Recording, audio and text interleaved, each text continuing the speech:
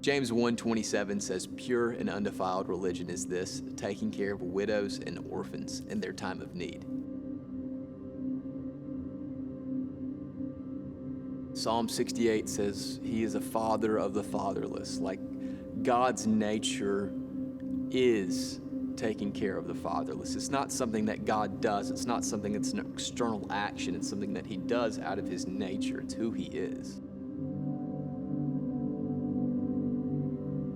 You start reading about the divine command to take care of orphans. I think it should change the church's perspective on engaging with orphans, because it's not just one person's job to take care of the fatherless. It's not just Coleman's job to take care of orphans around the world. It's every Christian's responsibility to do something for an orphan, because it's a command from God to do so.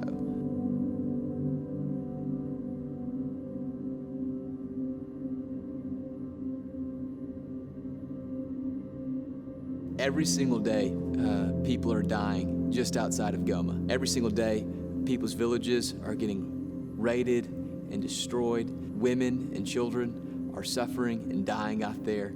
Every single day, you have people fleeing from their villages. Year to date, tens of thousands of people have had to leave their villages and walk miles and miles to get into Goma to seek refuge and safety there, fleeing the war that's surrounding them.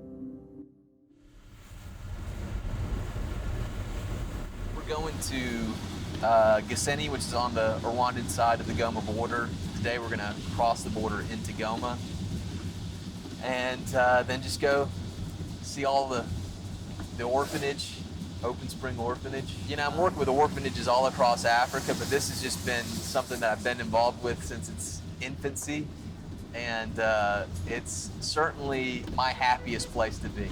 Whenever you launch an orphanage in Africa, you know, you launch it with really one child in mind. You know, you're thinking about a specific child that is in need, and you start that orphanage, and that will completely change the dynamics of how an orphanage is run, built, managed. I think a lot of times people hear the terms like orphanage or children's home, and they think they're all the same, but I mean, it's completely different. So if you're working with children from a rural area, that orphanage is going to be completely different than if you're working with children from an urban area. And both of those cases of children are completely different. So oftentimes with rural poverty, you have parents dying from either war or diseases that are very treatable. And those children, it's just a different culture, it's a different mindset than a child who is abandoned on the streets of a major metropolitan area.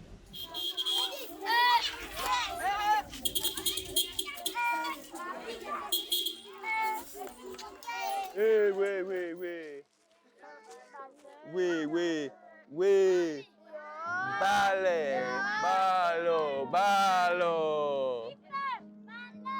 Balo. Nadish, mazuri sana. Oh, Jibu. When we first got him in, I didn't think he was gonna live. He was so small. He couldn't stand. He was so thin, and both him and his brother couldn't really speak.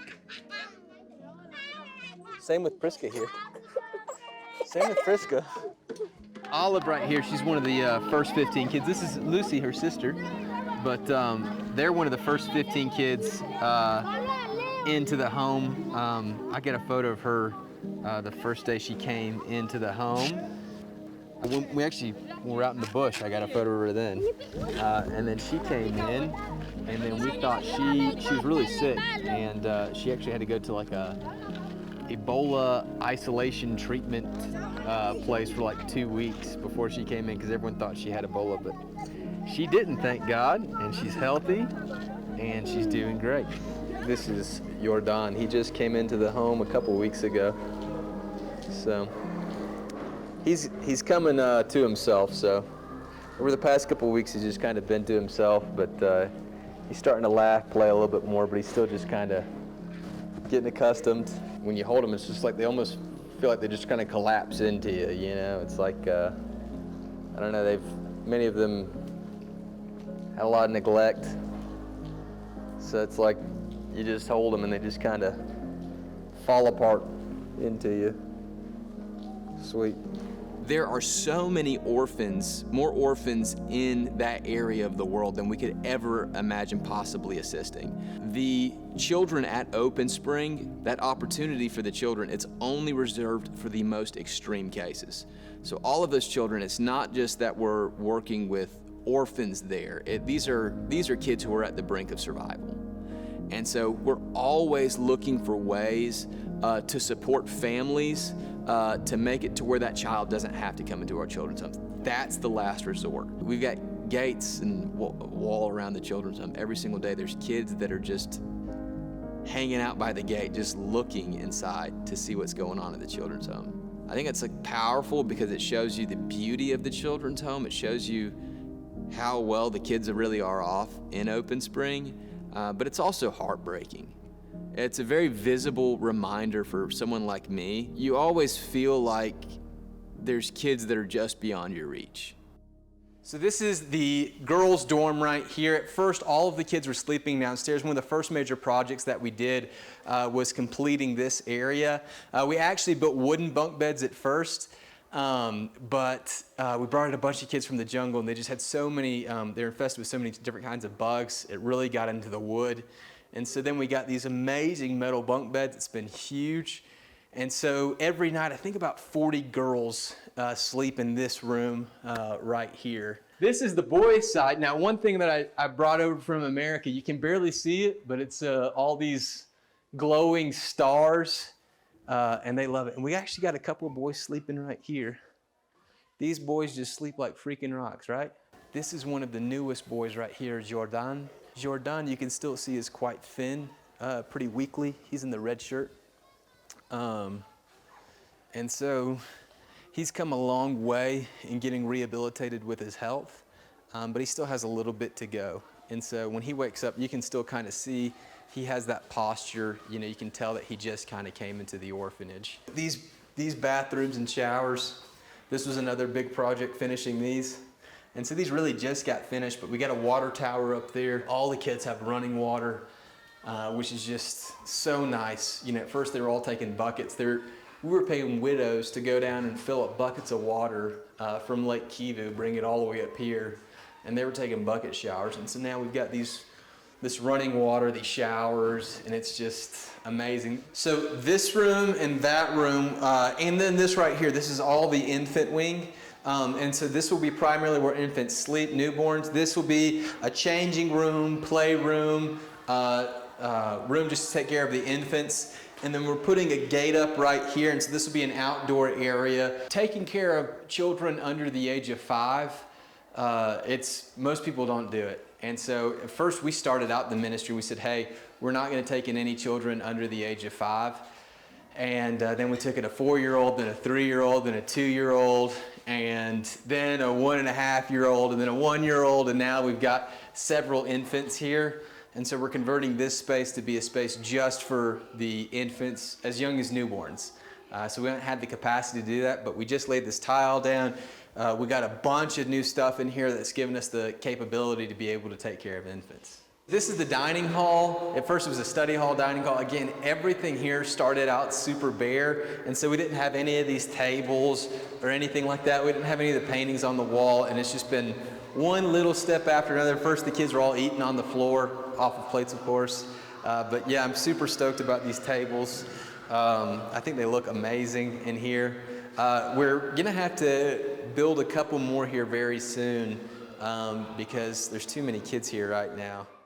The biggest need for the kids is just putting food on kids' plates. People don't really realize how much it takes to make sure every single meal, food is getting on that kid's plates. It is a huge system to make sure these kids never have the thought, am I gonna eat the next meal? You have people giving from the States, going to it overseas. You have this huge logistical network, but that's the biggest need.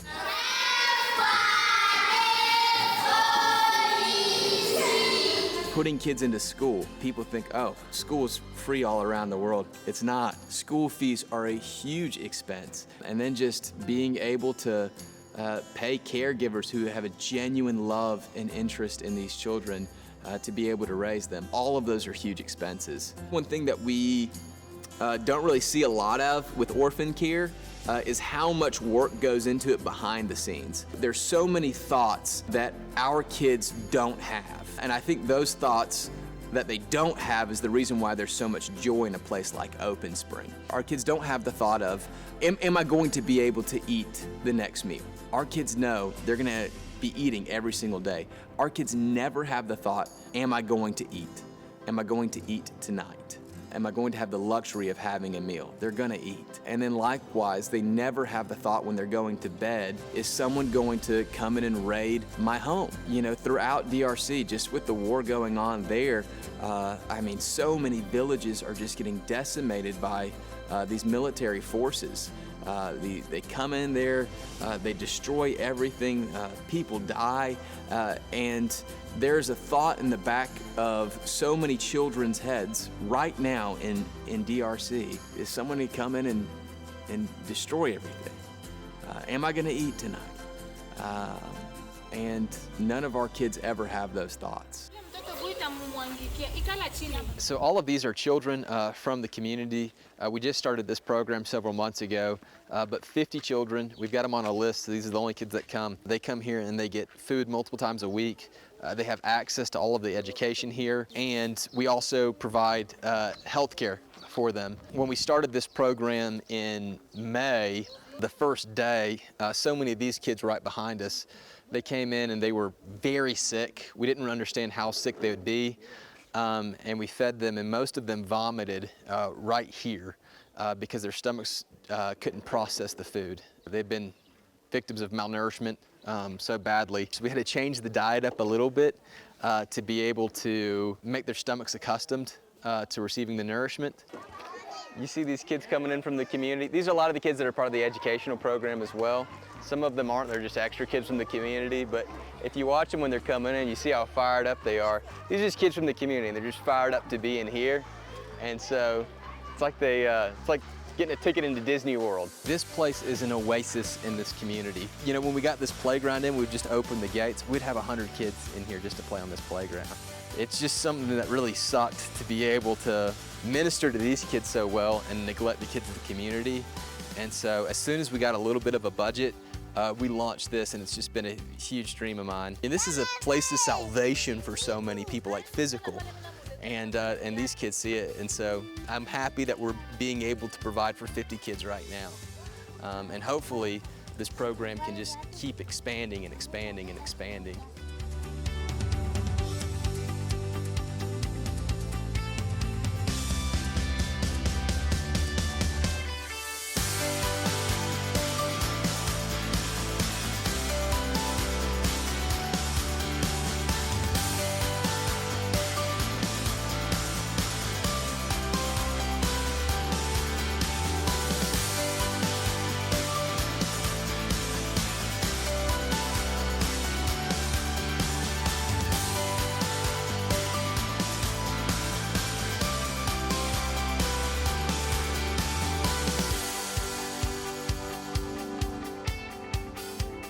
God tells us specifically with orphans, it's a command in Scripture to take care of orphans. It's not just in James 1:27, it's all throughout the Old Testament, it's in the New Testament.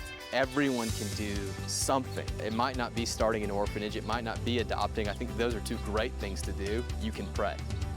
Everybody has the capacity to pray. It doesn't take anything to pray. You can give, and you might not be able to give to take care of everything, but you can give something. You can foster, you can adopt, but I think it all begins with compassion, getting moved in your gut. Something's got to get deep down inside you. You can't just see a need, you got to feel it, embrace it.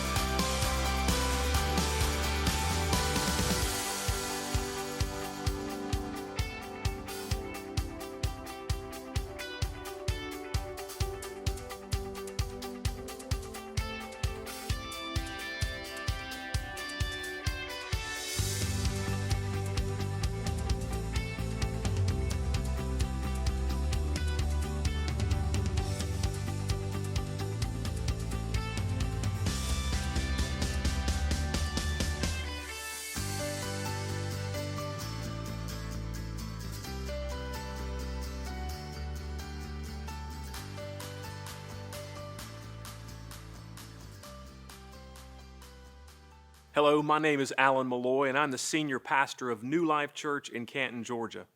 Our church is affiliated with the Church of God denomination out of Cleveland, Tennessee. The documentary you've just seen was produced by my media team here at the church, and I'm including this tag because if I was in your shoes, I would want a pastoral connection before I decided to jump in and support any ministry, because we all know the old saying is true, everything that glitters isn't gold. Unfortunately, there are a lot of crooks out there who prey on good-hearted people, and many of them use pictures and videos of children in orphanages to pull off their cons. Now, I want you to know a couple of things. First, Coleman Bailey, who you saw in the video, and Serving Orphans Worldwide are the real deal. Open Spring is a real place where kids are being rescued from the hell of civil unrest and war that has plagued the DR Congo for decades. Back in October of 2022, I traveled there with my media team in Coleman, and we were there to capture on video what he was doing in hopes of creating greater awareness of this incredible ministry. The second thing I want you to know is that I'm available to speak with you about Coleman and about his ministry at Open Spring. I'm putting my email on the screen, info@newlifecanton.com. Please feel free to reach out to me at any time. I don't want anything standing in your way if God puts it on your heart to help. You heard what Coleman said. The greatest need is resources and money to buy food. And you can go to Serving Orphans Worldwide. Their website is on the screen. And you can click on Open Spring Orphanage. And you can make a general donation, or you can even pick a child to sponsor. This is good ground to sow into. Coleman has a rare calling on his life, and God is using him to help the least of these. Children are being rescued and given hope in Jesus' name. Thank you for watching, and God bless.